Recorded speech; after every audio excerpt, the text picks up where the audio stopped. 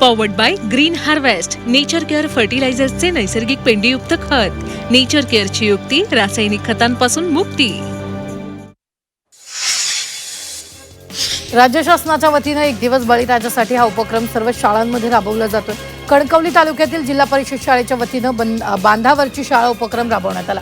शेतात नेऊन लावणी करणं याची प्रात्यक्षिक दाखवून माहिती देण्यात आली.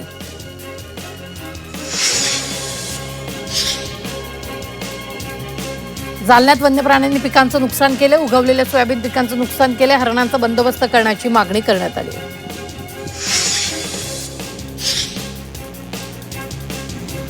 उत्तर पुणे जिल्ह्यात गेल्या आठवडाभरापासून मुसळधार पाऊस बरसला. यामुळे सोयाबीनचं अतोनात नुकसान झालंय. पावसामुळे अनेक ठिकाणची पिकं वाहून गेली आहेत, तर काही ठिकाणी शेतांना तळ्याचं स्वरूप आल्यानं पिकं कुजण्याच्या मार्गावर आहेत. त्यामुळे शेतकऱ्यावर दुबार पेरणीचं संकट ओढावलंय.